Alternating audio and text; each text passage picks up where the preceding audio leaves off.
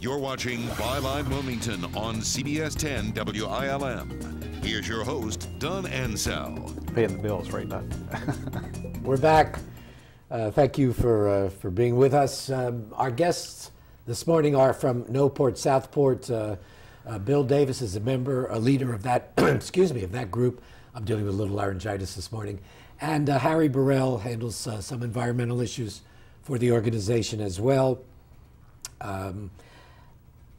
Well, do you support the existing state port facilities and what they contribute to the economic foundation of North Carolina? Of course. So you think the two existing ports are a good thing? Yes. Oh, completely. I mean, our organization has always been for jobs. It's just a question of good jobs, well-paying jobs that are ecologically sound as well. And the existing ports, in my research, lost $6 million last year. The Ports Authority did, yes. The operation. The operation did. 4.3 million the year before. Mm-hmm. Right. And yet you support that. Well, we support the fact that we need ports. As you pointed out earlier, we are in a good location in general.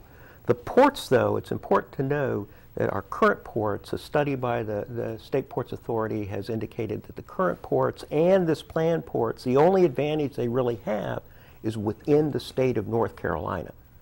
So the ports that we have support basically the people of North Carolina, and they're certainly big enough to do that. So this is, the current port is not what we call an international port. That's correct.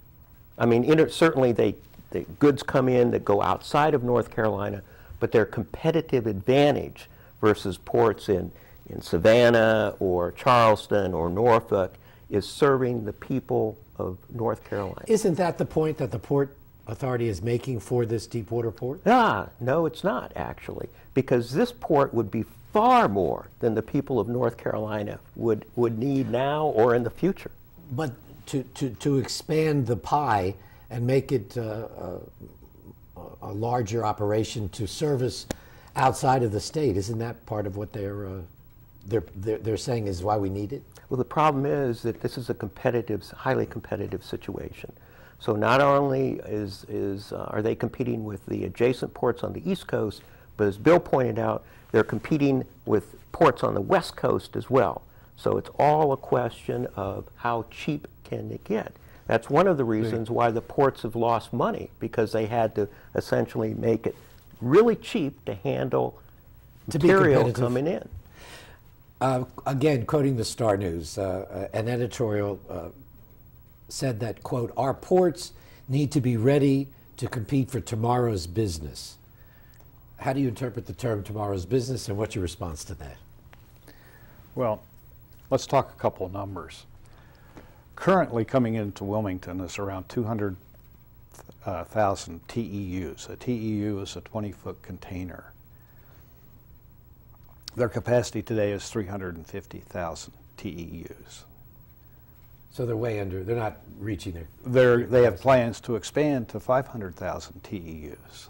Now let's talk about Southport. Southport is projected to be the second largest port on the East Coast, right behind the one in New Jersey and New York. Elizabeth. Port Elizabeth, right. Port Elizabeth. We're talking, they want to build a $3 million TEU facility in Southport.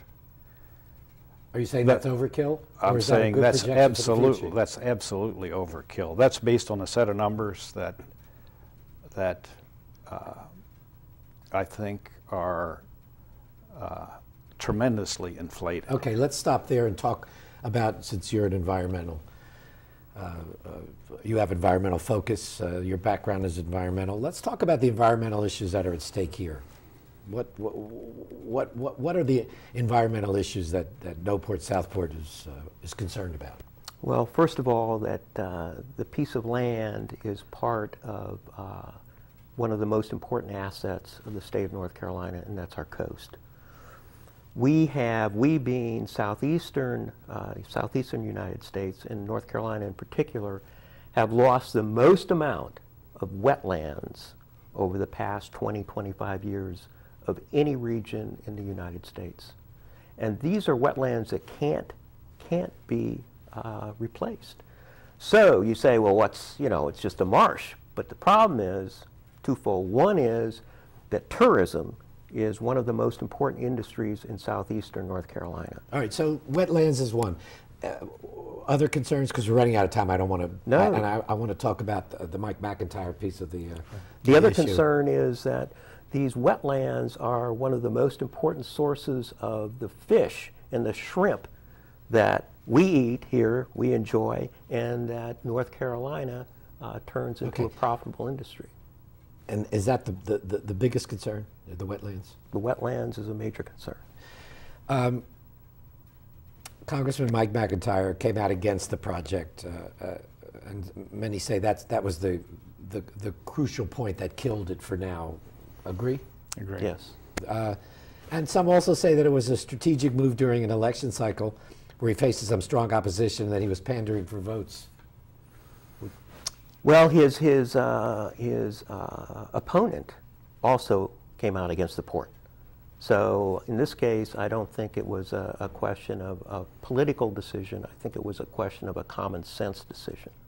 So you don't think that down the road, because he left the door open, he said he hasn't been shown right now a good case, which means if a better case comes up, he could change his mind. You think that's possible?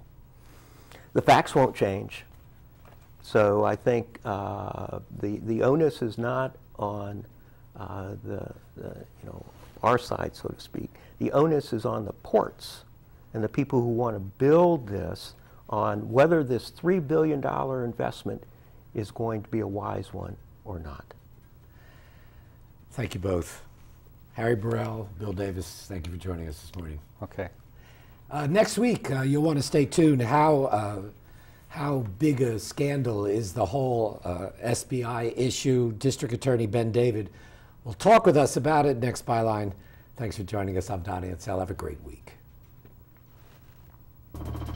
You've been watching Wilmington on CBS 10 WILM. Join us every Sunday morning as we explore the issues that concern you.